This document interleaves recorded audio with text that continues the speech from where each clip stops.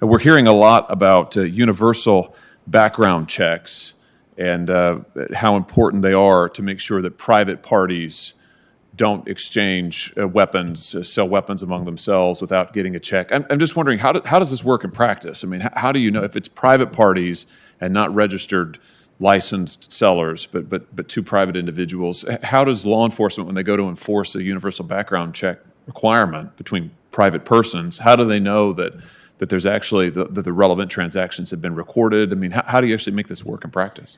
Senator, thank you for your question, and I think you hit at one of the biggest problems with enforcement of these laws is that the way that they work is primarily retrospective in nature, that a crime is committed and then we have, law enforcement has access to the gun, they look at it and they say, okay, where did this come from? And they sort of backtrack and figure out it was done illegally through a private sale, or even if you were to pass H.R. 8, for example, that individual did not go through a background check, and then you retrospectively punish that individual. It doesn't do a whole lot prospectively to stop those transactions.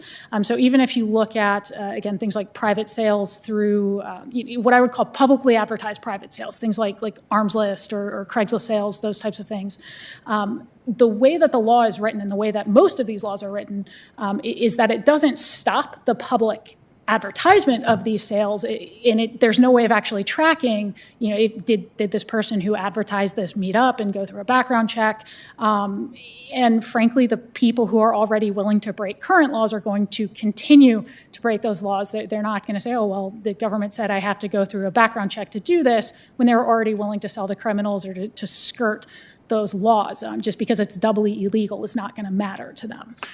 I just wonder where this is headed. I mean, where are we actually going with these proposals? It seems to me that the way, if you really want a universal background check law to be truly effective and enforceable, you've got to have some kind of a firearm registry. I mean, you've got to actually know what firearms are out there, how they're registered, where they're changing hands. I mean, otherwise, between private parties, for the reasons you've just articulated, it doesn't seem like it's going to be terribly effective. So is that where we're headed towards here in order to make this effective at the end of the day? Senator, that would seem to be the case. And this is not me advocating for a registry, but it would seem to be the case that, if the concern is private transfers, the best way of even retrospectively enforcing that is through a sort of gun registry. But again, this starts hitting at other problems where trust is broken down between gun owners and frankly, the government, where there is this fear when you have politicians going around saying, hell yes, we're going to take your AR-15, that any sort of gun registration system is going to be used in the future, sort of the launching pad for